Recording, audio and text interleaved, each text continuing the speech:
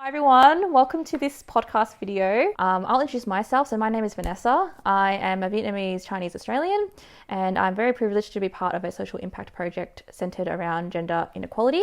So I guess the main focus of today's conversation is to kind of open up the kind of conversation around toxic masculinity and gendered stereotypes and roles mainly within the Asian context and community. And I have my wonderful guest speakers with me today. I have Hai over here and Tuki over here, who will be kind of sharing the lived experiences and their insights into this issue. So I'll get them to introduce themselves. Hai, why don't you tell me about a bit of background about yourself and what you do, and if comfortable, kind of share a personal story which kind of prompted your passion in this area. Sure, yeah. First off, I'm Vietnamese Australian. I was born here in Australia. In terms of my background and experience and kind of what made me interested in this area, not so much gender inequality, but my background is in domestic violence. I've spent 10 to 11 years working with perpetrators of domestic violence, where gender inequality is a huge topic of that behavior. What inspired me to get into it is more personal experiences of domestic violence growing up.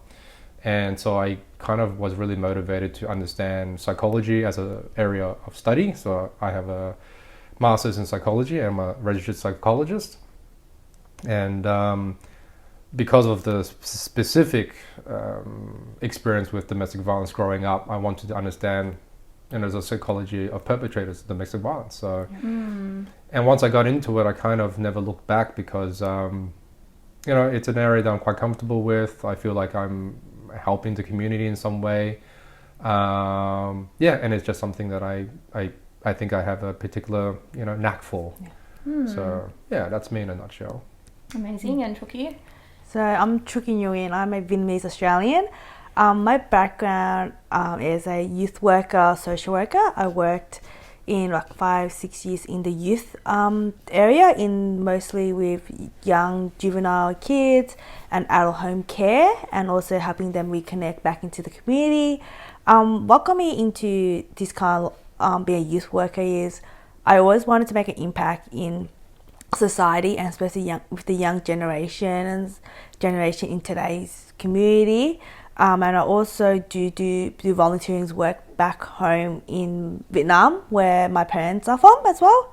And I just want to help and make change in our culture and make something different with the community.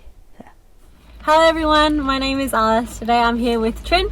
She's actually another member of our social impact project on gender equality. Hey, I'm David and I'm Alice's friend.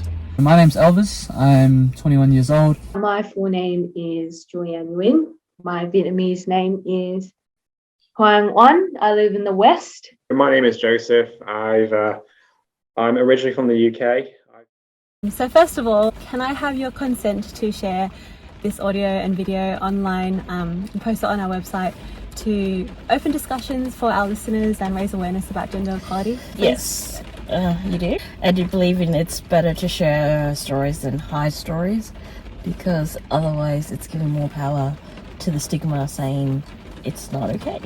Well, just right off the bat, when you say masculine, you immediately conjure up images of big muscles, big strong man. Whereas with feminine, it's long hair, curvy features.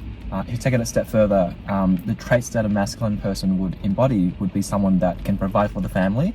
Whereas a feminine mother, for example, is someone that can care and nurture and look after the family. Men are always responsible for doing anything that's outside of the house. Women are responsible for doing what's inside. I remember having meals with my family, and I do remember there were times that you'd have one table that was literally just men eating and drinking together, and then you'd have another table with the wives sat, and they weren't drinking, they weren't smoking, they weren't doing anything. They were just kind of sheepishly sitting there.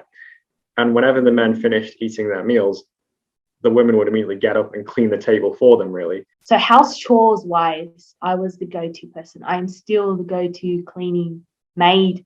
You have to put that in quotation marks. If we're going to talk about mental health wise, into the Asian culture, it's like males would never be sad. Males don't feel depressed. I think we still live in quite a patriarchal society. I think men are still considered the sole breadwinners. However, things are still changing. It's a man's world, but we give them the power.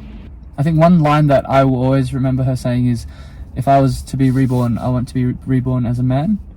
I think everyone should be feminist. If you stand on the side of righteousness in terms of like wanting people of all genders, you know, people whoever they are, to have equal rights and to have equal understanding and equal treatment almost, I think that everyone should be a feminist. If we're talking about challenging dominant forms of masculinity, it is really led by ourselves wanting to change first. Just because someone doesn't meet the expectation of being physically strong doesn't mean you're any less of a man or a person. I think our final question for today, how do you think we can achieve gender equality moving forward? Maybe educating the next generation or people. The first step is communication and just accepting that this is a problem. Talking about it. Even talking about it. Starting conversations. Starting a dialogue or a conversation. Start a conversation with your friends and family and just start talking. Constantly trying to listen for and understand each other's needs. Have both parties meet halfway almost, or just try to gain a better understanding with each other. I think something that I've taken from our talk today is to really speak up if you want to make a change.